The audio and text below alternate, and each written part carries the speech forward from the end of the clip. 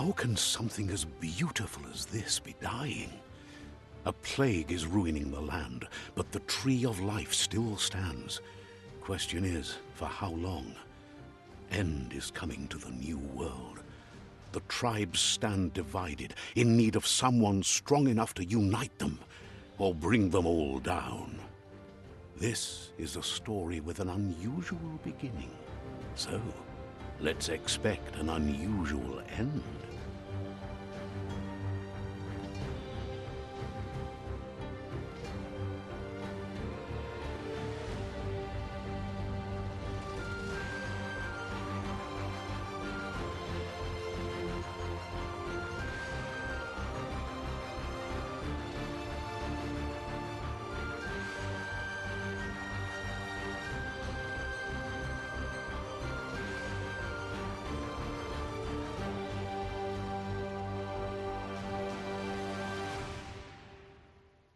Welcome to Biomutant.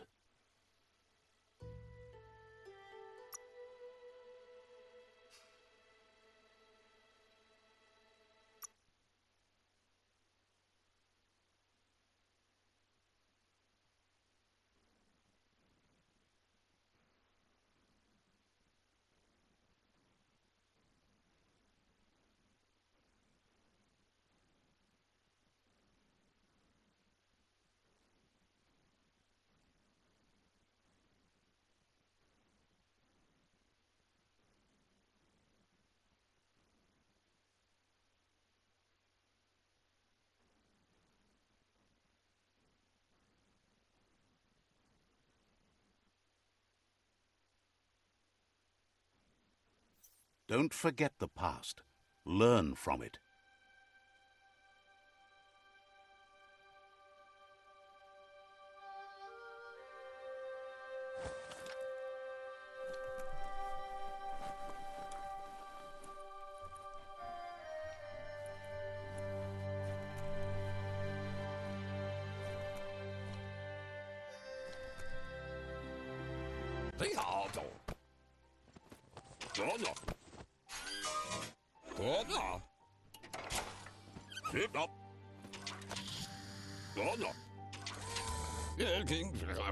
He says that's enough to get the Mekton functional. You'll have an engine, a fuel soaker, a gun, and a gathering net, but no armor, nor enough oxygen supply. He made a suction device, so the Mekton can use the black tar as an instant refuel. You can also use it to clear oily goo puddles, so you can pass and access hard-to-get-to areas. He's been working on another project for the Mekton, a cannon, but it needs ammunition, and by that he means the scripts. He says if they're trained right, they'll turn into a distraction for the Jumbo Puff. The best way to find scripts is to go talk to Moog. He knows the ins and outs of every breathing thing left alive after the apocalypse. Unfortunately, this means you'll have to venture farther out into the dead zone than Moog's camp on the steep depot. Once you find Moog, he'll be able to give you directions to where you'll find scripts. It's a little feisty and tough critter, a perfect fit for a live ammunition, if you ask him.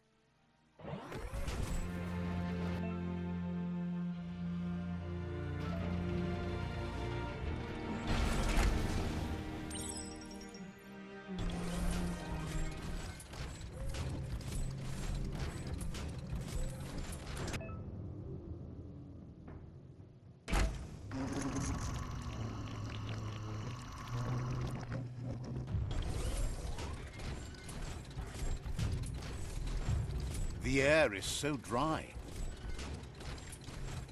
The grease monkey's Mekton is built sturdy, just like himself. Can you imagine how this place used to look before the dead oil flood?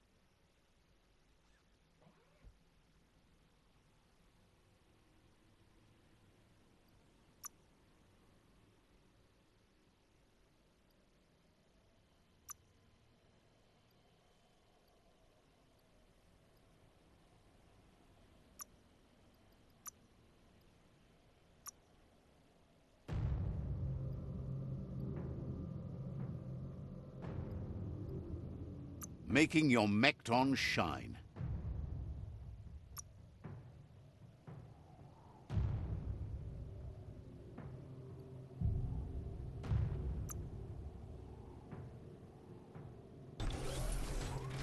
In the old world, roads like this really led somewhere. Now, most of them lead to disaster.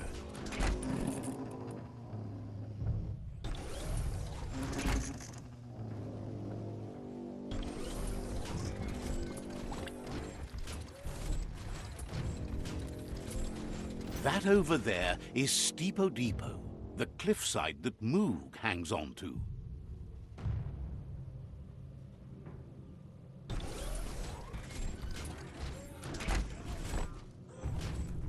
Whatever you do it right, or don't do it at all.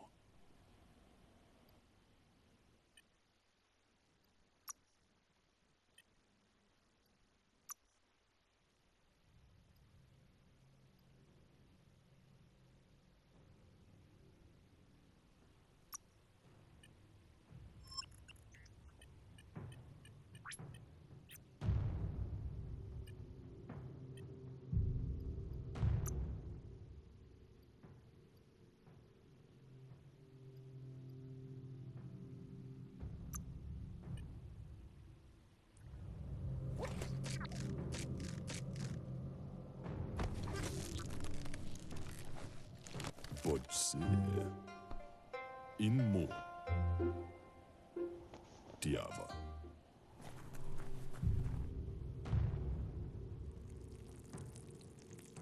Let's see.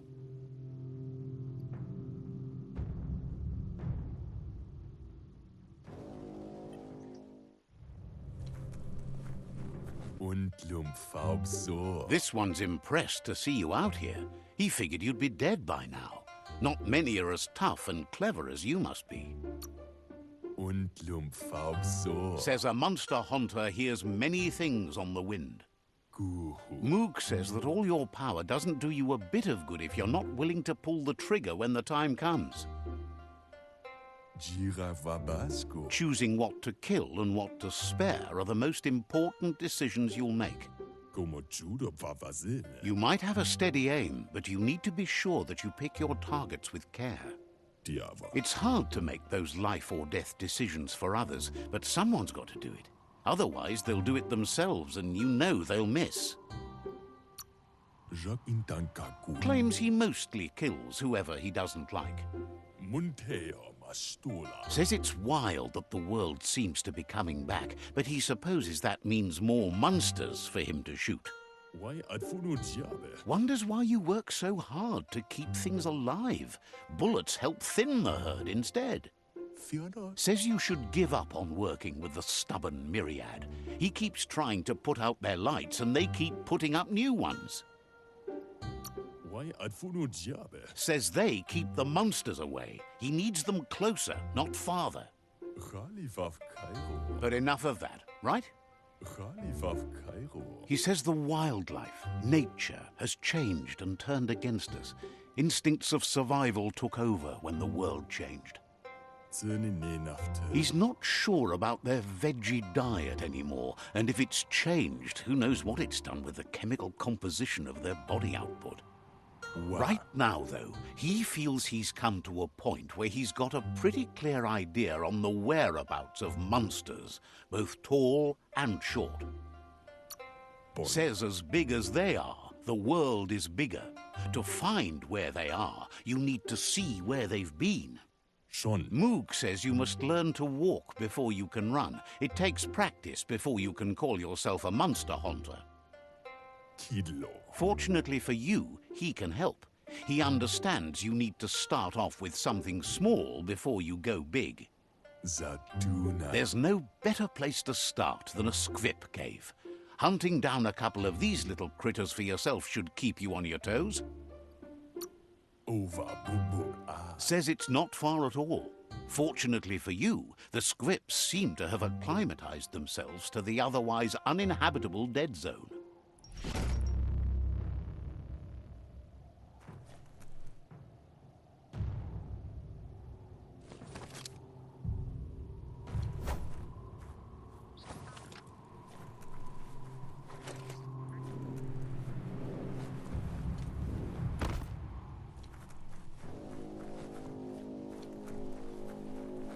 Treasure this while you can.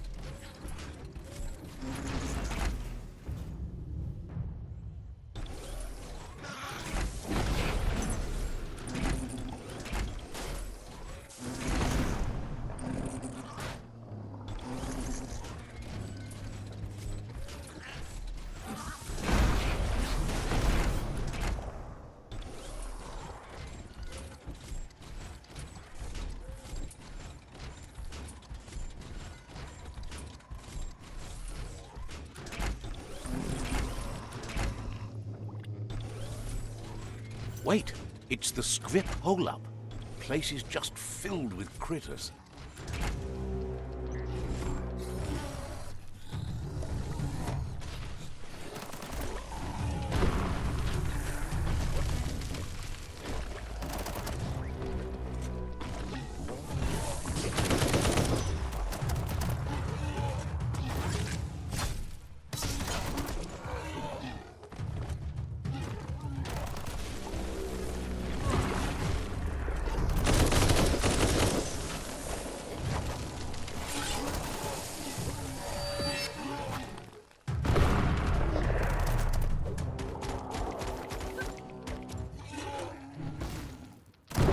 Body blow.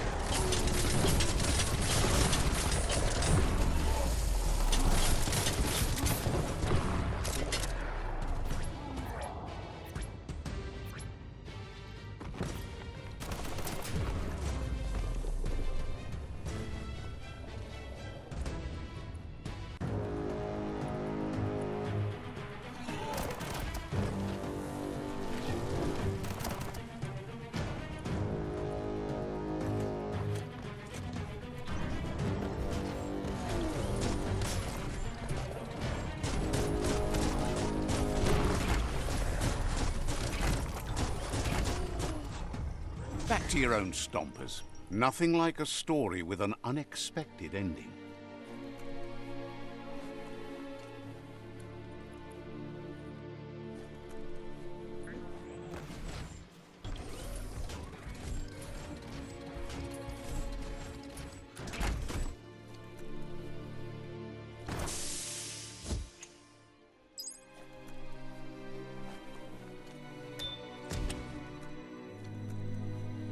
Once the volatilization from the nuclear waste evaporated, a volatile gas rose through the soil and infested structures, even Toxanol's own buildings. So, in a way, they caused their own death.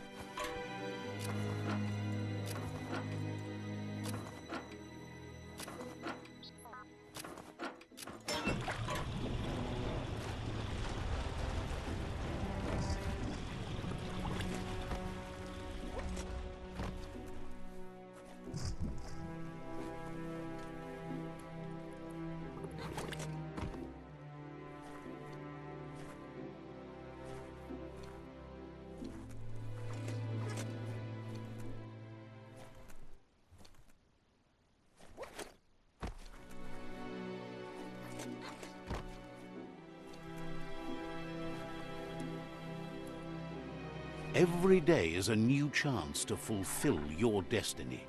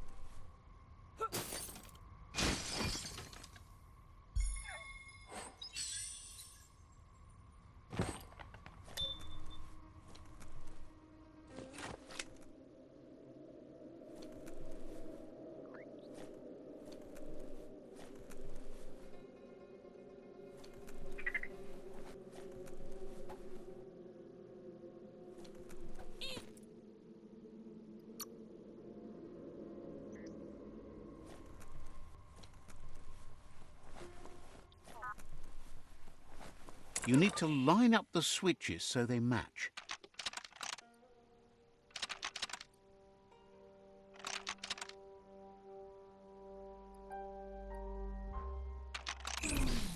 Bristles like the hair of one electrified.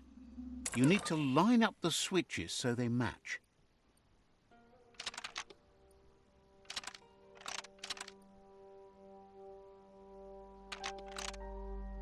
Bristles like the hair. You need to line up the switches so they match. Bristles like the hair of one electrified. You need to line up the switches so they match.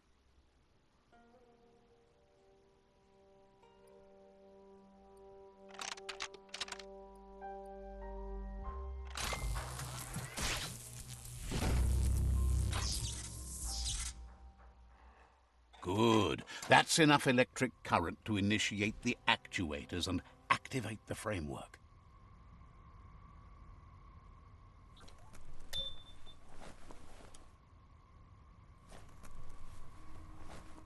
The sun's a long ways away.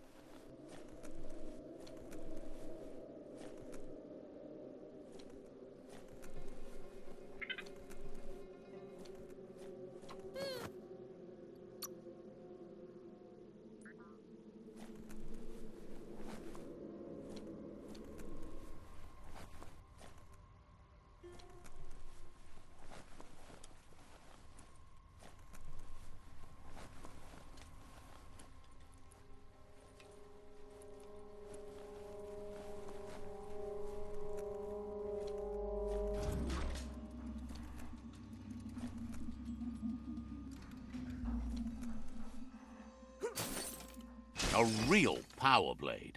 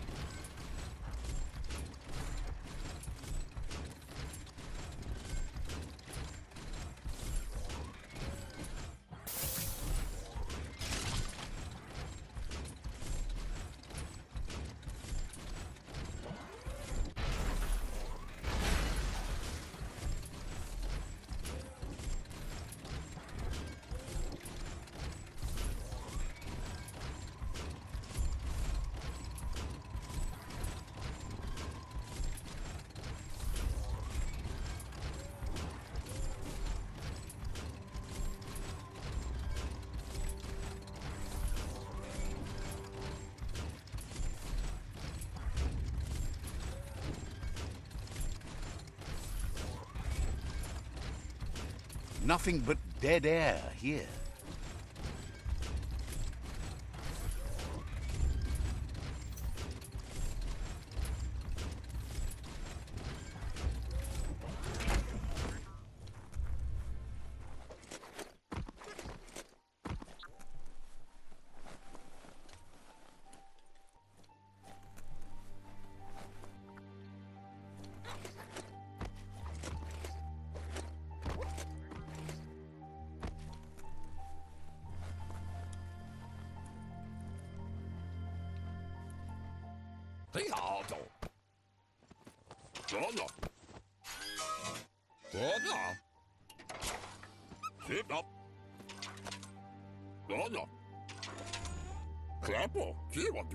He says that's enough scripts to sustain the Mekton's claw crane cannon with infinite ammunition. Well done. That's the special weapon he made to store the scripts in the Mekton. It will be strong enough to launch them at the Jumbo Puff. Gizmo's made vehicles before to confront the Jumbo Puff himself, but failed. But this time, it's different. The Mekton will be strong enough to do the job.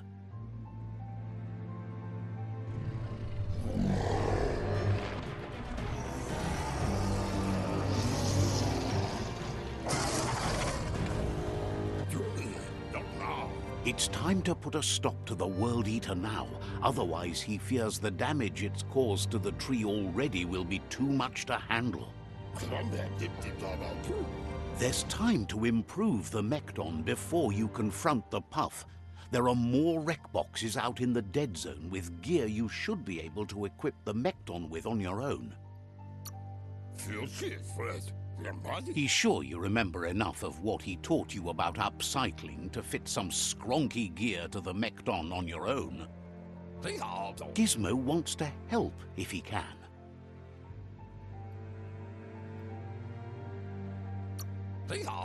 Wouldn't be surprised if you met again.